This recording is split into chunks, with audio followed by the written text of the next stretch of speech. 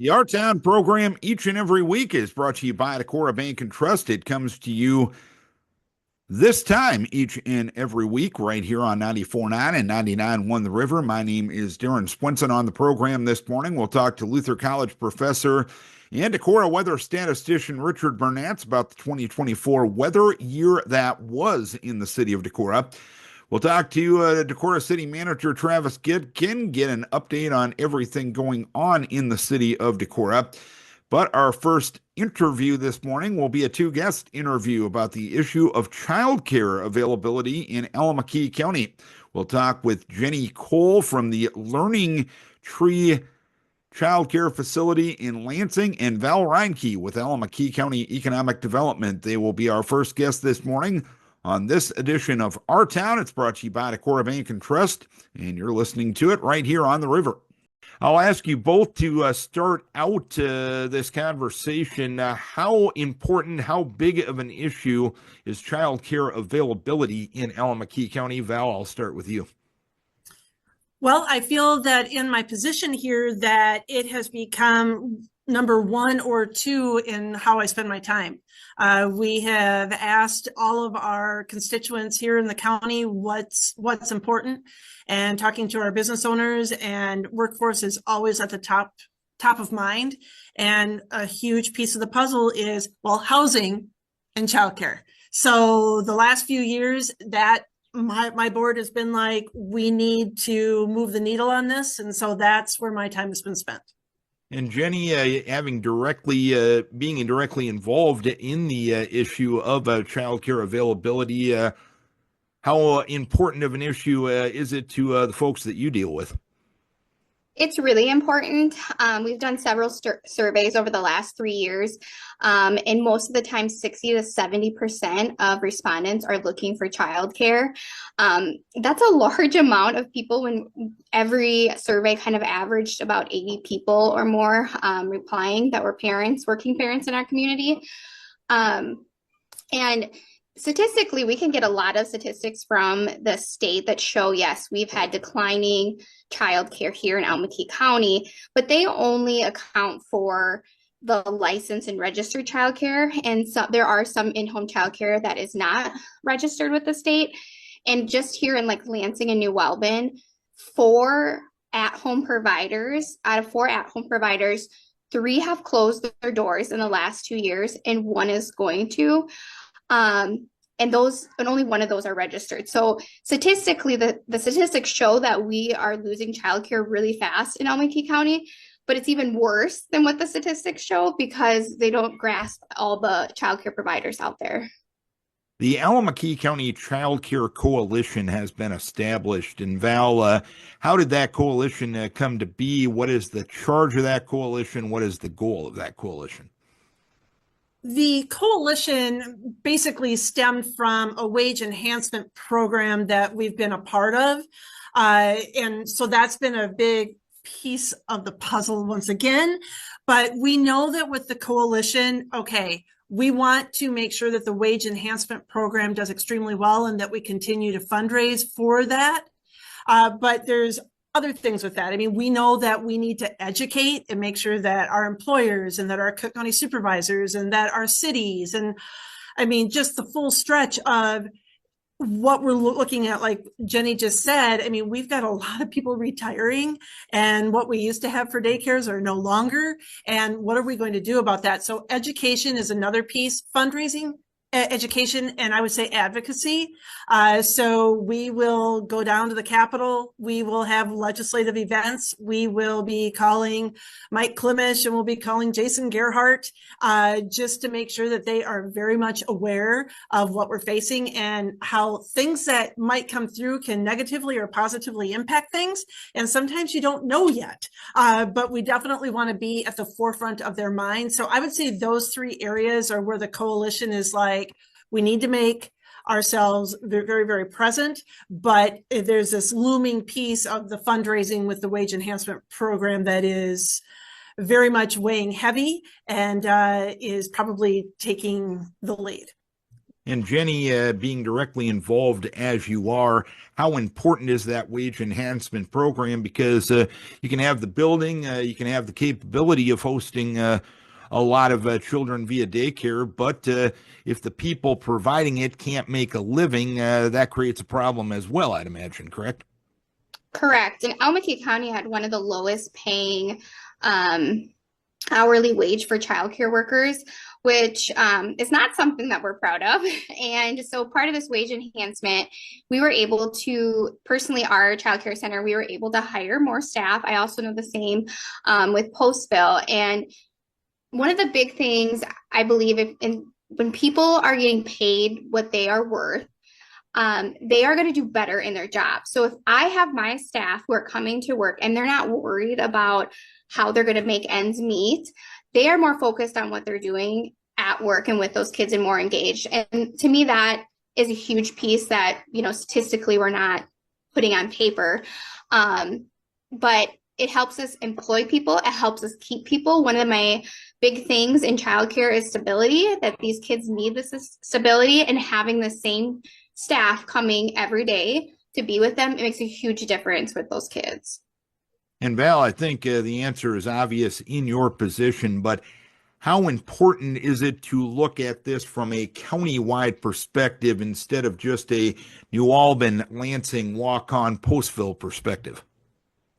Well, so true, because the thing is that we might live in one town, work in another town, kids might be in school over here, and then your daycare, you might be driving somewhere else. So to say that, it's beyond the borders. And I've got people that are driving in another direction to drop kids off for daycare to make these things work. So it's bigger than just one location, because obviously the better what we do as a county, the better all of our communities will do. So it is really, for example, I live near New Albany. I work in Waukon. At the time, my kids were in daycare in another location years ago even. So we realize that it is fully encompassing of the county and beyond. And Jenny, earlier this week, the Lending Tree Child Care Center received some very good news on Monday. How big of a shot in the arm was that for your efforts? Well, it was a really fast turnaround. The state opened up the grant and didn't give us very much time to apply for it. And one of the things is that you couldn't be a child care center to apply for the grant. It had to be a private business that applied for the grant, but they could be working with a child care center. So we had reached out to our local banks, and New Albany Savings Bank said that, yes, they would be the ones that could apply. We gathered a bunch of different businesses in Lansing, New Albany, and Waukon, and made a collaboration of us to apply for the grant, because we had to have 75 full-time employees. And here in rural Iowa, that can be really hard. None of the businesses had 75 full-time employees. So we were able to get about 12 employers together. They signed the agreements and they all donated money. And so we raised $79,200 between those businesses in about a 10-day window. And then we were ecstatic on Monday when the governor told us that we would be getting 100% match to what we had raised. So we have about $160,000 then to really get our started. Our childcare center is going to cost about $500,000. So it feels good that we have that really strong footing right now. And Jenny, what's the long-term goal with the Lending Tree, and how will this grant that you received earlier this week, how will that help get you to that goal? Yeah, so we have gone into a partnership with the school district in Lansing to renovate their unused old middle school, and we're going to be turning that space into a childcare center. And so with this money, it's going to help us renovate. We have to put in some new doors, obviously renovating the rooms to meet compliance with childcare centers. And also, we want to make sure that we're keeping costs low for families too, affordable. So, we don't want to spend all this money on a center and then have to really charge parents a lot of money for childcare, because we know that's not helping families. So we're really trying hard to do this debt-free, and so that when we open our doors, we can have affordable prices and hopefully serve about 104 kids. And Val, I'm sure you talked to quite a few people around the state related to this issue. Of the concerns that you have in Allamakee County in providing child care, how many are specific to Allamakee County? How many concerns are similar to pretty much other parts of the state? It's across the nation. It is insane. We are working with this wage enhancement program, right? Which is something that through the state, it's like, how can we move the needle? And, we've tried different things. And one thing that has moved the needle is paying them more money, right? But there's a couple of people that are true leaders in this on the state level, and they have been called out to Washington, D.C. to actually give testimony, if you will, in regard to, hey, we're doing this wage enhancement program, and basically we're trying to raise money, through the public sector, the private sector, and through the state to try and give this a boost so we can keep people in the childcare arena to work. And like, we've even had states like Colorado and out east that have contacted Iowa, and they're like, how is that working? We'd like to know more. Just because everybody is facing a lot of the same types of issues, but obviously it's so difficult that nobody has a really great answer. Like in Michigan, for example, it's 1/3, 1/3, 1/3. It's 1/3 by the employer, 1/3 by the family, and 1/3 by the state. That's what they're doing. Now, are they doing great? Are they not doing great? That I don't know. But what I do know is that after going to the Child Care Summit down in Altoona, I do know that the 10 counties that have the wage enhancement program in the state of Iowa have moved the needle. And so there is a lot of pressure. When we first did it, we raised money, and then the state matched it, and they matched it again with our ARPA dollars. Well, those dollars, it's an interesting piece, but some of those had to be spent within a certain time frame. Some we could carry over. And so that first year, I think we worked with 4 child care centers and 11 registered homes to give them incentive. Okay. Well, going into this year, we have dollars again that we will be paying out quarterly to help our daycares and registered homes. But in order for year 3 to work, we're in the process right now where we need to raise dollars, educate, advocate, do all those great things, because if we want this to maintain, and of course, it's hard to know from the state where they're going to come in. Are they going to give us dollars? Aren't they going to give us dollars? But I tell you what, there's a lot of other counties in the state that want in on this program.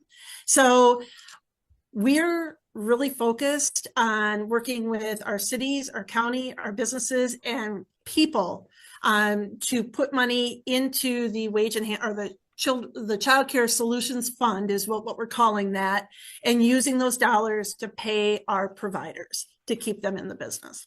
And I think a lot of what Val is touching on there, Jenny, is just the awareness of this issue. You touched on the fact that you were able to raise almost $80,000 in 10 days to make sure that this grant application got matched earlier this week.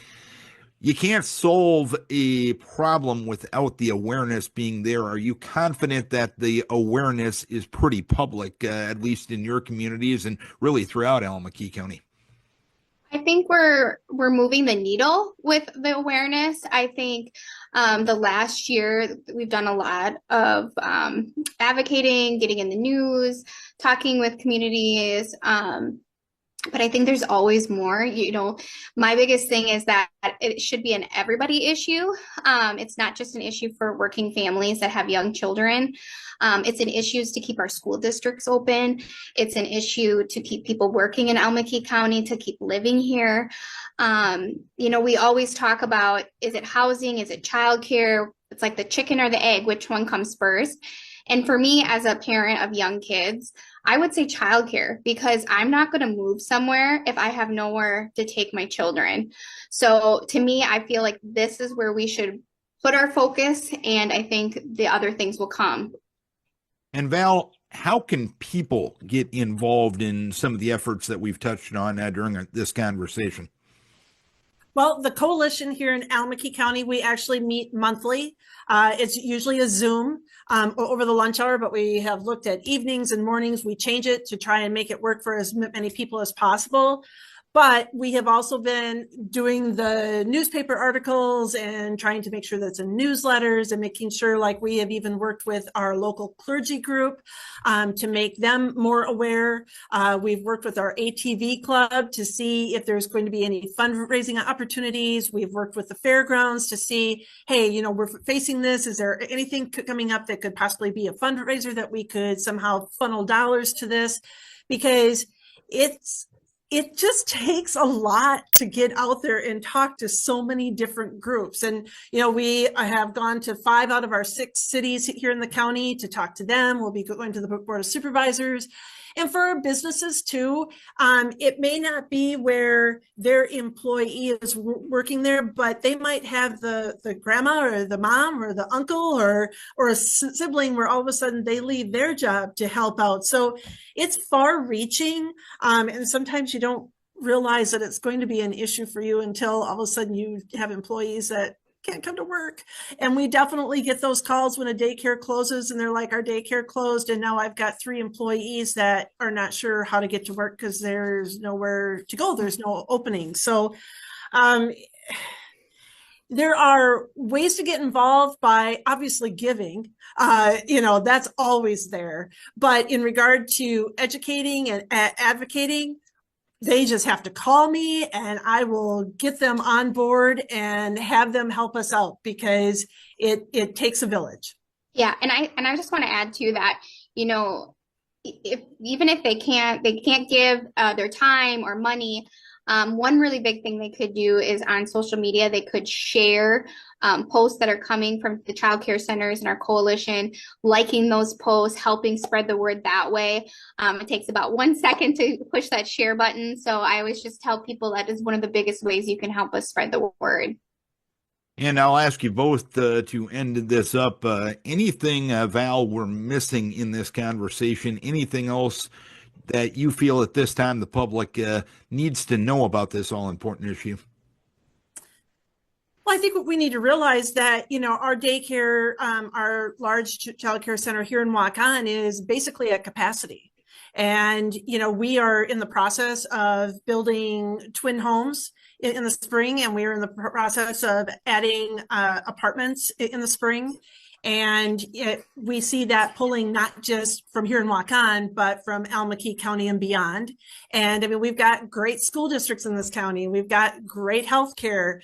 We've got fun and more vibrant downtowns. And so I think people really need to realize that like with Postville, we have been able to do some maintaining and adding staff and take on more kids. But Postville is my one community that's growing and their average age is quite young. So, you know, everybody is in need. And I guess sometimes people need to take the time to read that social media post, read that newspaper story, invite us to come to one of your meetings so we can share what we know with the statistics and how absolutely staggering they are. And we keep talking about, you know, that we face health issues, we face education issues, we face all of these things that become more expensive as we all get older, right? But it's like kids that have a really great start really impacts those things going forward. I mean, if they're good readers and if they have exercise and they're eating right and they can learn and have, because the 0 to 3 time frame, I'm learning more and more is so impactful that, wow, we could really maybe solve some other problems down the line if we would really invest up front. Well said, Val. And Jenny, we appreciate you taking some time to talk about this all-important issue. I'm sure we'll have future conversations as things continue to evolve on this front. Thank you for the time, and Happy New Year to you both. Happy New Year.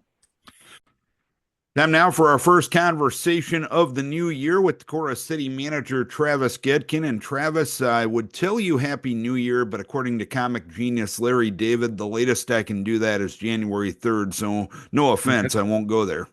Nope, it's been a week, 3 days. It's too long. Fair enough. As we move on to issues regarding the city, you're going to have a 7-person council once again at your next meeting for the first time in 4 months. Yeah, I'm going to have to adjust. This is, I'm going to have to remember how that works. And Cody Whittle winning the seat to the at-large position on the council. Just in general, how more convenient is it to have the full council as compared to the one seat missing council over the last 4 months? Yeah, Darren, there's no doubt having an odd-numbered council. I mean, that's the standard by design, right? It's way more efficient. You need majority for any action to pass. And so when you've got an odd number, 4 to 3 passes, where 3 to 3 is a failure. So you need 4 to 2. That's twice the amount, excuse me, twice the amount of in favor versus opposition. That's a bit more than just a simple majority. So it's going to make it a bit easier for us to operate. If I remember right, during this period, we've only had one action item fail as a result of a 3 to 3 tie. So that's a good sign that we didn't have anything too contentious come up. I'd say that a bit tongue in cheek, but as far as action goes, that the council was that split that seventh would have been needed.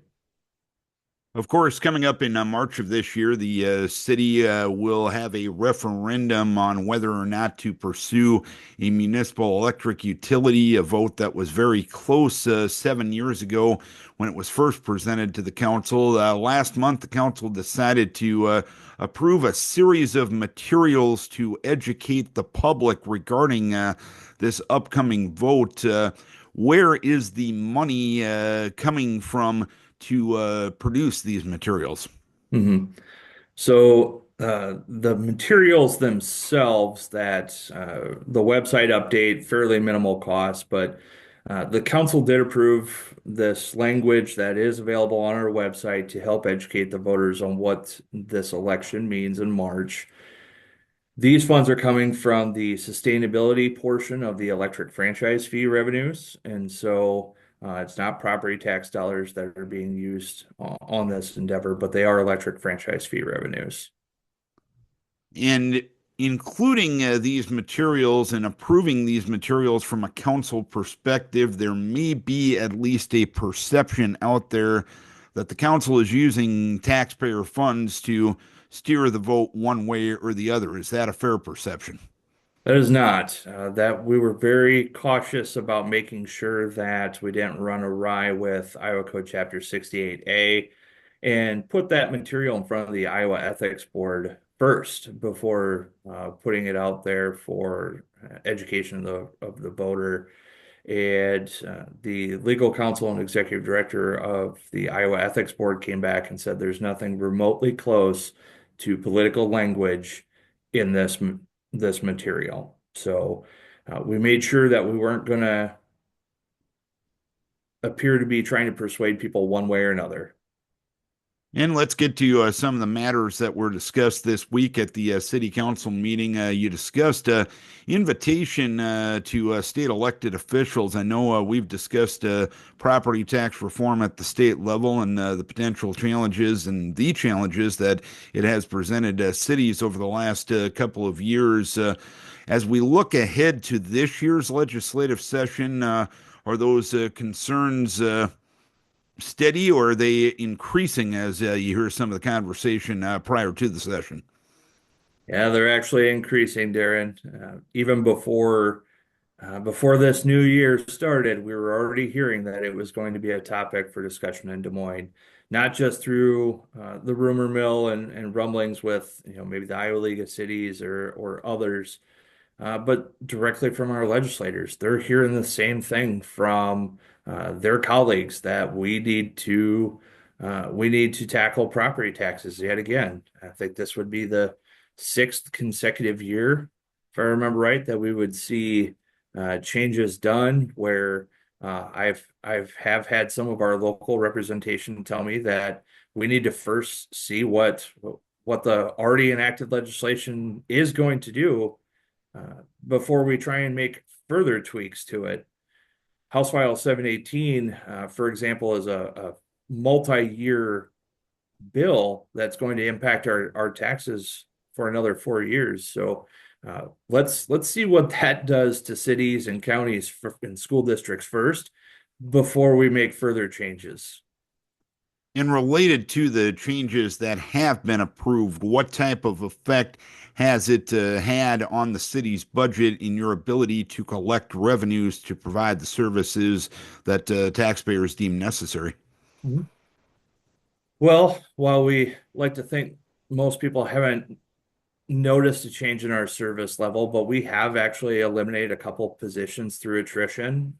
We've had, whether it's been library staff or street staff or water and sewer staff, that we've left positions filled on vacant, and as a result of that, and tried to shed that load onto existing staff to try and maintain the same service level.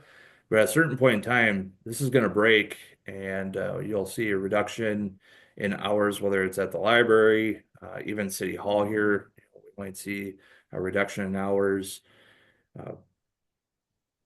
We're still making things work. I mean, that's why that's largely why I'm here, Darren, to figure out how to make this happen. And it's all through the great efforts of all of our staff and what we're able to do here. What would be the next thing? You mentioned some of the things that could happen next if further reform is happening. Is there anything beyond that that you need to be concerned about, at least maybe not this current fiscal budget year, but into the future? Well, there's a couple things that I do have some concerns that, I mean, they double as ideas on how we could still make this work, but it would be a reduction in services where, uh, some of those are, I'll be honest with you, Darren, I'm a little concerned of sharing on how we would propose to still keep this going, because I don't want to get people worked up into too much of a panic that, our staff, somebody's going to lose a job or anything like that. I've already been dealing with that, having to hold meetings with entire departments and staff on, we're not looking at eliminating departments, positions, uh, but we have to be very careful as openings do occur. We take a lot of time to evaluate that position and see if it's absolutely necessary or if there's other efficiencies we can gain. Maybe it's new technologies we bring on that are more cost effective. And so there's some ideas, but I'd be pretty cautious to share those at this point. And I understand and I can respect where you're coming from, but where's that fine line between wanting to not publicize some of those ideas, but maybe publicizing those, making it necessary to raise the Mhm. concerns about the potential changes that are being talked about? Right. Where's that happy medium? Yeah.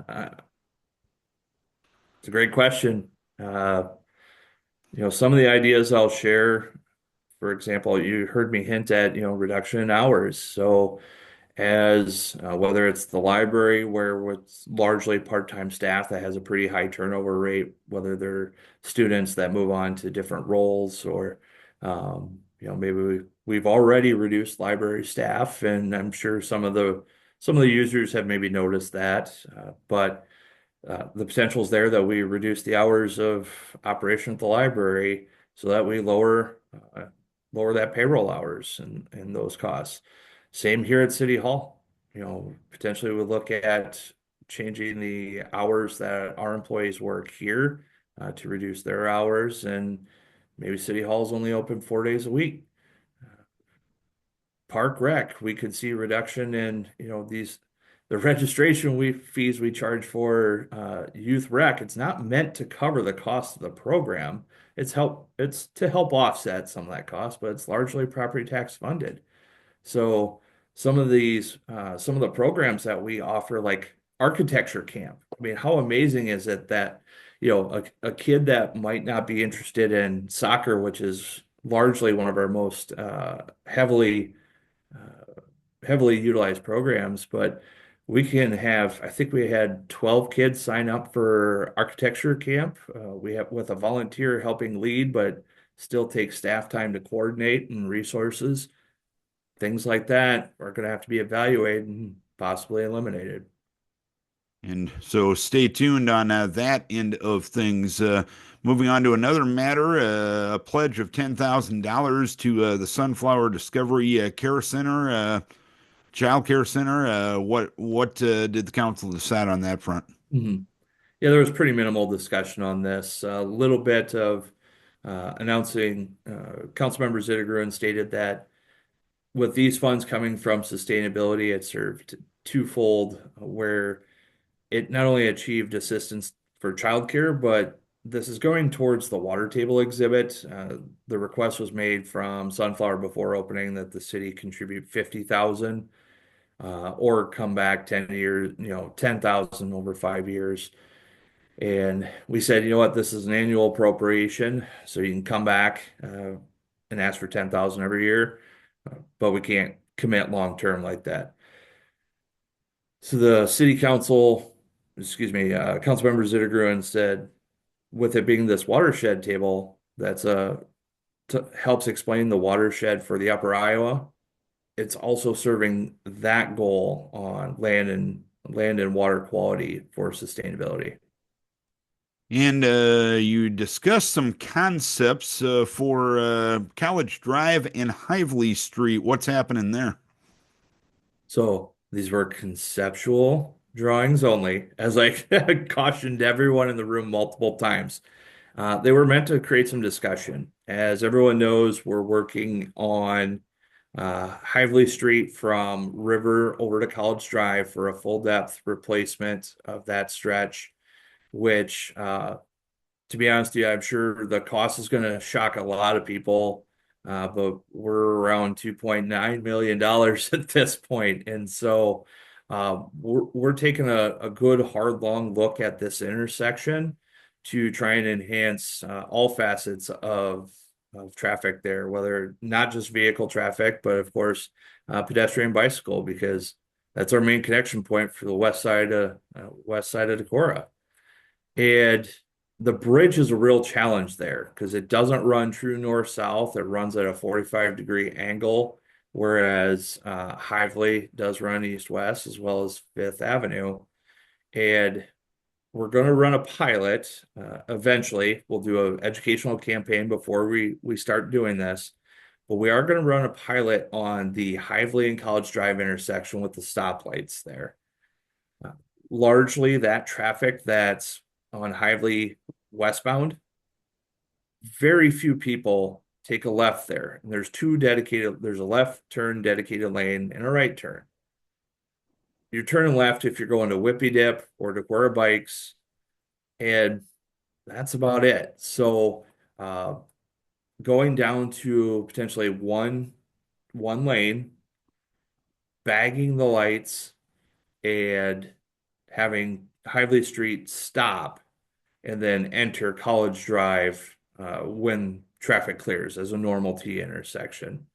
That's the pilot we're looking at doing based on that conversation.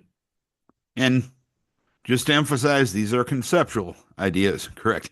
Correct. These are conceptual drawings. So, for example, one of the drawings had that you couldn't even take a left-hand turn at College Drive. One of the concepts had, actually, I think it was the same one, had a merge lane across College Drive Bridge where you took that sweeping right onto College Drive and then had to merge into the lane of traffic before it reduced back down to a 3-lane. There were others that kept the left and the right, but maybe there was one I think that reduced the left turn lane off of College Drive onto Hively. And again, they were all conceptual drawings meant to facilitate conversation.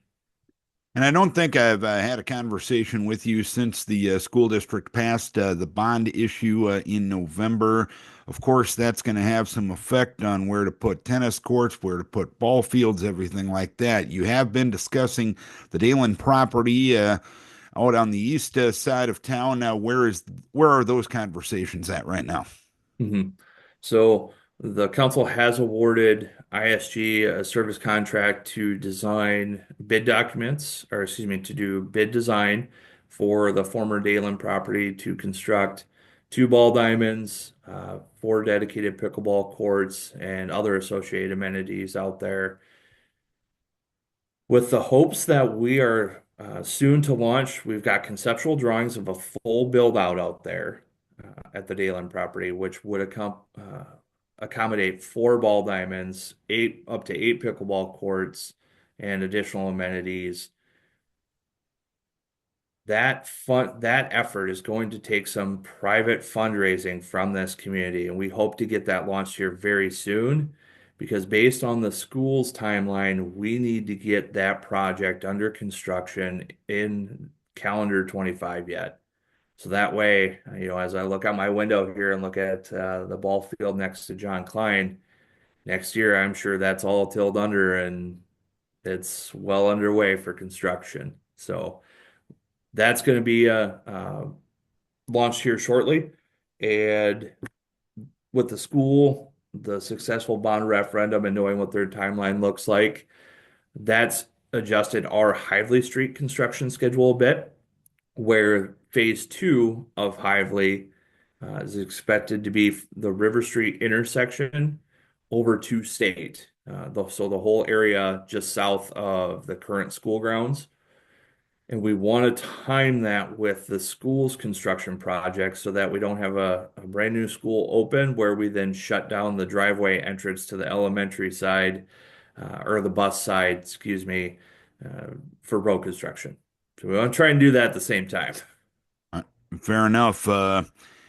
More to come on that end of things. What's a Carico contract for the swimming pool? Carico is just a company that, I'm sorry, they're not just a company. That sounded bad. Yeah, they're a great company. So Carico is a vendor that provides pool chemicals and assistance to operations, and that's what this contract was. We had a long-term part-time employee, Craig Spildy, that this past year at the pool was his last, and he was a great asset to staff here and to keep the pool running and making sure everything was safe for patrons. That's going to be a lot of knowledge to have to replace. And so Carico is going to come on board, help us with the operation side, help train new staff, also provide us their chemicals as opposed to ACO, which is the other vendor we were using. It's a different type of chemical treatment. It's calcium-based tablets or briquettes versus liquid chlorine. And so it should be safer. I shouldn't say safer. Should be easier, softer on the equipment, on even patrons. You might notice a slight difference. You get out of the pool, maybe you feel a little less chlorine-y. I don't know how to explain it. But yeah, no, just a service contract to help us off with the pool operations next year. Anything else at the top of your mind, as long as you got the forum this morning? As I did announce at the end of the council meeting on Monday night, we've got a lot going on here in the city of Decorah, and we're about to enter the heart of budget season and legislative season. We've got the Dayland property development, Carlson Park. Hope to get that bid letting out real soon here. Those plans are being finalized. We've got Hively Street. We've got so much going on right now. Not to mention the discussions and the amount of phone calls and emails I've taken over the MEU discussions. So I do apologize in advance for anyone that may email or call if there's a bit of a delay here. Know that we have got so much going on we are trying to achieve right now. Travis, appreciate the time as always. Look forward to our next conversation next month. Yep, sounds good. Travis Goedken, City of Decorah Manager. Time to talk about the weather year that was in 2024, and here to discuss it, the man I call the Decorah weather statistician, Luther College professor Richard Bernatz. And Richard, first, before we break down some of the data of the year that was weather-wise in the city of Decorah, how did you ever assume this role of the guy that handles all the weather data for the city of Decorah? Well, it started in, I think, the summer of '78. I was at Iowa State University working on a degree in meteorology, and I spent a summer here in Decorah just as a break. I was doing a bunch of odd jobs, and since I was interested in meteorology, maybe pursuing even something as an on-air position, I went to KDEC and asked Ken Bierke if he'd be interested in me doing a little weather show every morning. He said, "Yep." And so, while I was there, I came across some handwritten records of Decorah weather data. And I used those. I translated them into computer files so that I could do some analysis on it. When I returned to, and by the way, those records started about 1952. When I returned to Iowa State, I was talking to Richard Shaw, who was a climatologist at Iowa State, mentioning about the weather data for Decorah. And he said, I think Decorah has a longer weather record than one that began in 1952 or whatever. And he told me that I should contact someone at in state government. I think someone on the agricultural side where records, meteorological records might be kept. So I contacted that person. I said, "Yeah, we do have data." In fact, they had it on electric form. So they sent me a disk, and I started, adding that data to the set that I had when I was at the radio station. And now the National Weather Service publishes official data for Decorah every month. And I just go to the website there, and I scrape the data off it and add it to the set that I have for Decorah. Interesting. I know I've relied on your data quite a bit throughout history, but I never knew how it started, and I appreciate you passing that along. You've put together the numbers for 2024. Let's first start with a temperature perspective. What did the data tell you about last calendar year? Well, people probably wouldn't be surprised to know that it was a very warm year. In fact, it was, according to the 132 years worth of data, the warmest 12-month interval starting from January 1 through December 31st for the city of Decorah. The temperature came in as an average of 52.48 degrees, which is something like 5.95 degrees higher than average. Now, that might not seem like much of a deviation, but when you talk about averages, especially over 365 days, two readings a day, the high and low, that is significant. The previous warmest year was 2023, and the departure there was, in fact, something like 5.21. So it was a significant increase even over the last year's warmest average for the city of Decorah. What stood out? Excuse me, go ahead. I was just going to add, really, what powered the strength of this particular deviation really was February. It was astounding. It was something like 17 degrees, if I remember correctly. It was something like 17 degrees above average, which is, virtually unheard of. But it was a very, very warm February for us. And when you say average temperature for the year, how was that calculated? Well, for a station like Decorah, two readings are recorded every day. That's the high temperature over a 24-hour period and the lowest temperature. So there are two temperature readings that are recorded for each day. And what you can do then is you can take those two numbers, add them, divide by 2. That would give you a so-called average temperature for the day. Not very accurate, perhaps, but it's at least something to go by in terms of an average daily temperature.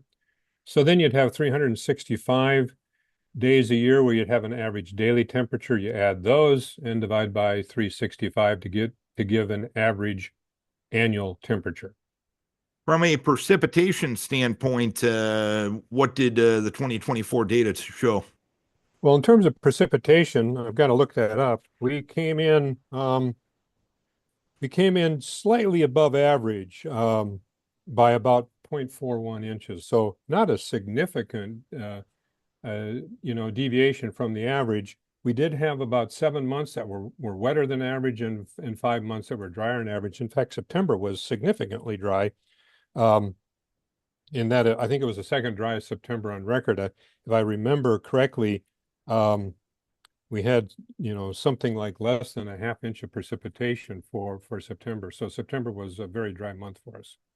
As you remember, that's when the grass really started to brown up around here. How did, looking at the year that was, it was a very wet spring, a very wet June, and then you mentioned the dryness of September. How does that happen from a weather pattern perspective?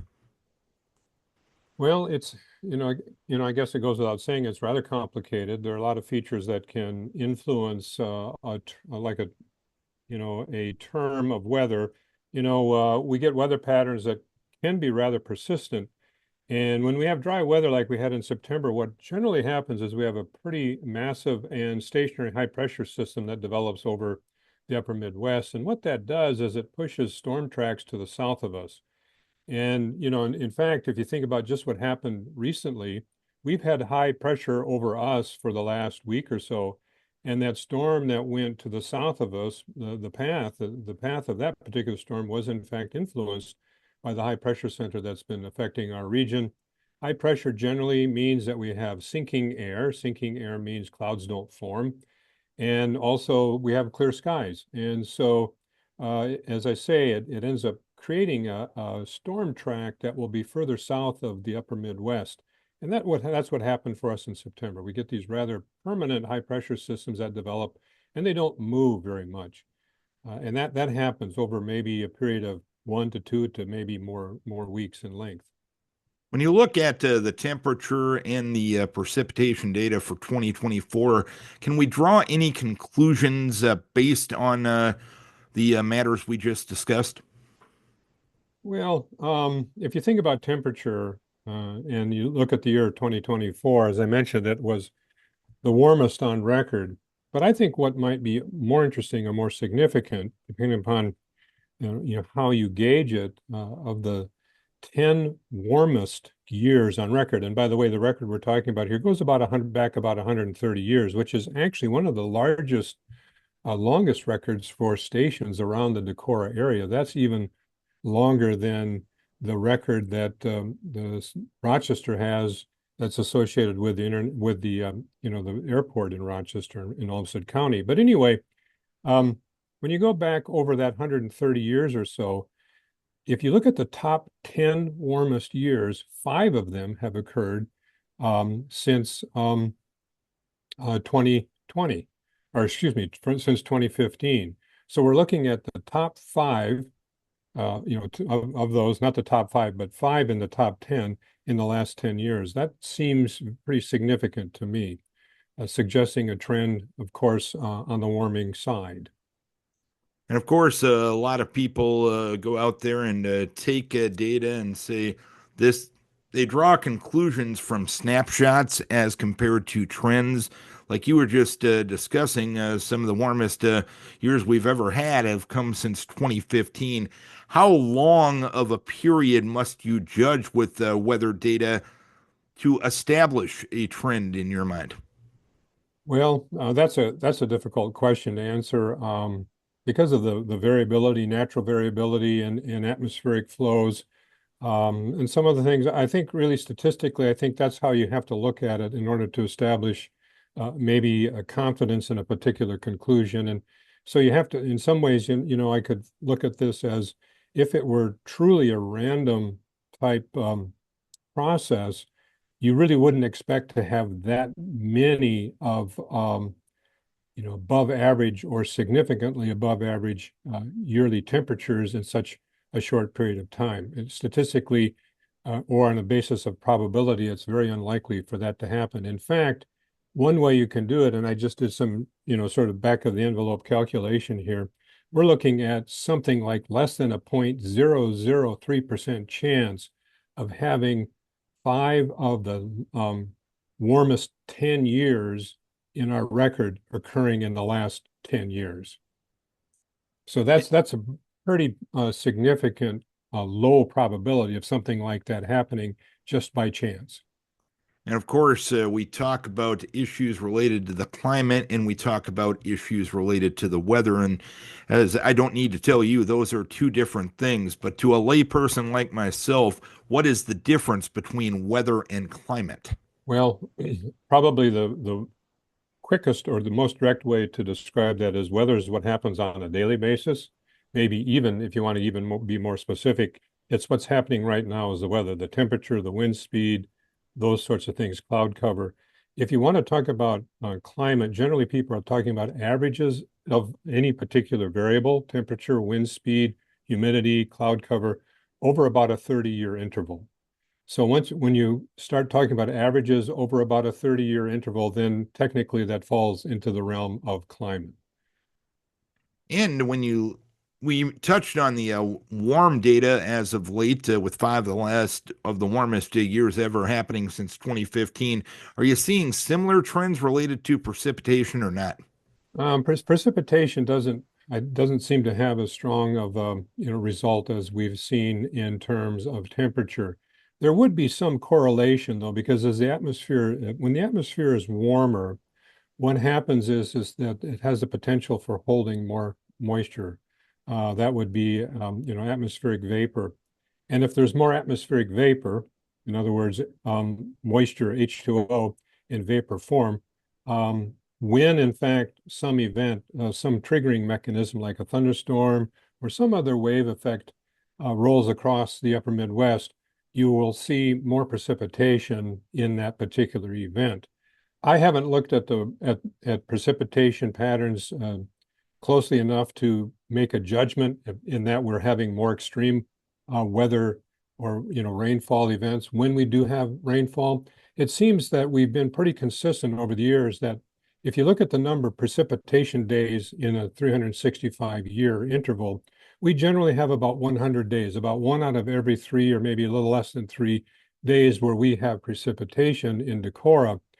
And our annual precipitation is about 32 inches. So when you look at that, you're looking at about a third of an inch of rain or precipitation when we have a particular rainfall event. And that has seemed pretty steady for me over the years. And related to calculating precipitation, how does snowfall play into that? Snowfall is interesting, of course. Even though you might have, say, a deeper amount of snow, of course, the actual liquid water content of that is considerably less. It's generally about 1/10. So if you have 10 inches of snow, generally that would translate to about an inch of liquid precipitation. That can vary greatly because of the temperature of the atmosphere. Colder snowfalls or snowfall that occurs in a colder atmosphere will be much lighter and drier. Those are the ones that are easier to shovel. Generally, those are associated with what we call the Alberta Clippers. Those are storms that originate in the northwestern portion of the United States and roll over the upper Midwest. They move rather quickly, but they can dump, at least depths of snow, not necessarily a lot of moisture, but a good depth of snow that, as I say, easier to shovel. But if you start looking at storms that roll out of the Four Corners region of the United States and the Southwest, they generally are a little bit warmer. The atmosphere is a little bit warmer, and they draw moisture off the Gulf of Mexico. So we have a little more moisture associated with those storms, a little warmer air, so that snow is a little heavier. So you would expect to maybe have only 8 inches of snow would translate to an inch of moisture. And from a snowfall perspective, what were the numbers saying about 2024 in Decorah? I think snowfall was a little less than usual for 2024. Again, because it's just generally was drier, and we're seeing again that this year we're really behind. I think we're behind probably about 10 inches or so of snowfall so far this year. And that's a pattern that we're seeing pretty much over the upper Midwest. Minnesota, some portions of Minnesota are behind in snowfall by as many as 30 inches for this particular season if you go further north in the state of Minnesota. So yeah, this dry pattern, of course, translates into less snowfall as well. And you look a couple of years ago in Minnesota, they had one of their snowiest winters ever. How do we go from one extreme to the other in such a short amount of time? Well, again, it just depends upon the storm track, and that's determined generally by what's known as the jet stream.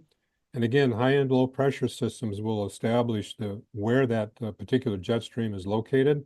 So storms generally develop along and follow the jet stream. And so when we have, which is sort of counterintuitive, when we have a colder air mass like we have right now over us, generally we have less snowfall or precipitation. So when you start seeing these colder air masses develop that have higher pressure, less clouds, more sunshine, that means the storm track is to the south of us, and that's where the precipitation will fall. That's generally true in years when we have what's known as a La Nina, and that's what we're experiencing right now. Generally, the storm track for La Nina is further south of the upper Midwest.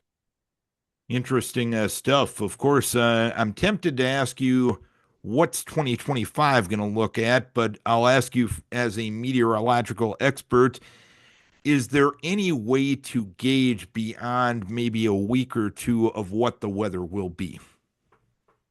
Well, no. The short answer is no.